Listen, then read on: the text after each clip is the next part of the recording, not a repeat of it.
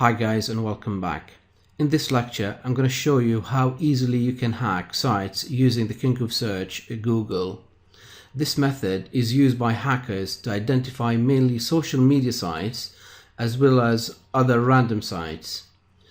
What tends to happen is that users sometimes store their own information on their web server or web space so they can refer to them at a later date. And they jot down usernames and passwords of sites they've already created so that they can refer to them again when they submit their links or they want to log in or whatever.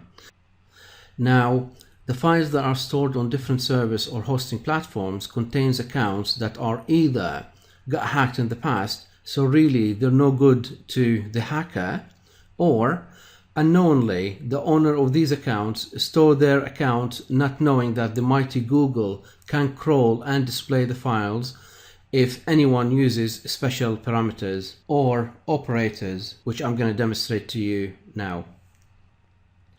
There are lots of operators which we can use to identify sites, to list or enable us to display special files when searching on Google. Operators like site column yourdomainname.com, and that will display anything to do with your domain and excluding any other domain on the web. In URL column admin login, the admin login for different sites. In title, and the one that we're going to be using now is called file type column, for example text, XLS for spreadsheets, .doc or whatever. So it's file type column, and then the file type that you want to display, username, password at gmail.com, at yahoo.com, at hotmail.com, at facebook.com, and so on. So first we need to display the operator itself, which is file type, and then columns, and then txt, and that means it's a text file. And then we need to put username, password, so we need to display username. The file should have usernames and passwords, which anything to do with the likes of Gmail, Hotmail and Yahoo. I'm going to show you in real time what I mean by that. Let me just demonstrate how this works. So if you go to Google and type in file type, and that's the type of the file that I want, which is a plain text file, short for txt. Now in text, now within the text, I want anything to do with Ymail or Gmail or whatever, or I want in text Facebook, anything to do with Facebook, and within that I want to find passwords. So again, it's the file type, whatever. For example, instead of txt, maybe you want Excel file, so you put XLS, or if you want, you can put DOC for document, Word document, and then within the text, that's in text at Ymail. Obviously, you put the column here. Now at Ymail or at Gmail or at Facebook or whatever the domain is.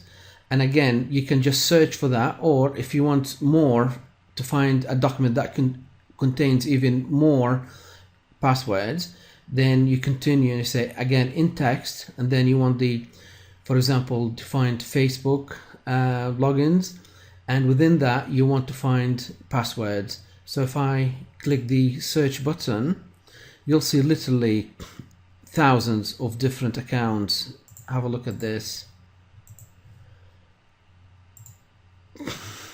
Usernames, passwords, amazing what people put on the web without realizing what they got themselves into. Login details, emails, amazing.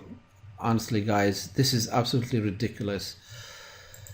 You know, you can scroll and you can find so much information here just using just basic parameters and operators on the Google search. You can find so much about a lot of people.